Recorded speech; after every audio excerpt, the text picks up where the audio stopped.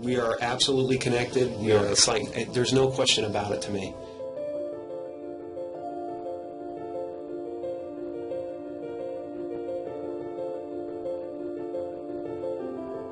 There's no separation. That's been physically proven by science. I think everybody's looking for something that they already have. I think the reason that we don't notice it is because we are so distracted by the human levels of our experience. You might not actually be what you think you are. The fact that we're already enlightened, we're already complete, and it's just realizing that you're complete. So everything we do to each other, or everything we see in each other, is us seeing ourselves.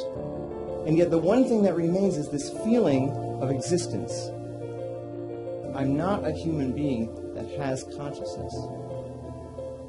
I'm consciousness that is shaped into a human being.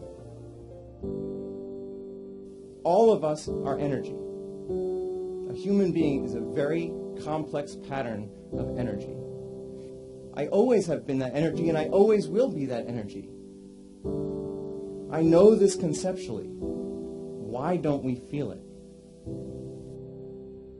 And just like an ocean is water in motion, we can call a certain part of that ocean a wave, but it gives us the illusion that the wave is a separate entity in the ocean. But a wave is not in the ocean. A wave is the ocean. And similarly, we might not be waves. Maybe we're the ocean.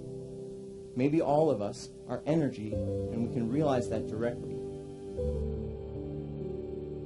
All suffering is based on the illusory separation that there's an individual in the environment, that there's a person that has to survive, that this specific collection of 1,000 trillion atoms has to hold itself together. But if I realize directly that I am energy, and I realize that the body and the mind are a temporary manifestation of that energy, then I can fully accept the death of the body and mind as something that does not happen to me, because I was always energy and I always will be.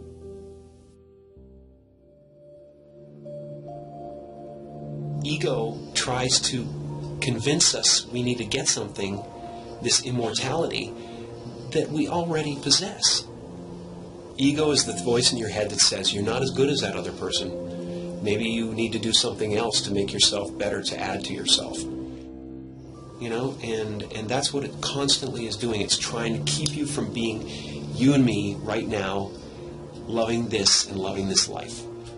Once you realize you're complete, then this life and everything in it becomes a play of form, something to toy with and play with and make something good out of, and it really isn't to be worried about. It's to have fun with. You know, everyone is looking for God. And everyone is God. And that everyone is it. It's just now, what do you want to do? And once you realize that, then there's nothing you need. There's just play. You know, nothing you do is going to add anything to you. Right. And nothing you do is going to take anything away from you. So there really is nothing to do except play. And so the only moment that mattered to us right now.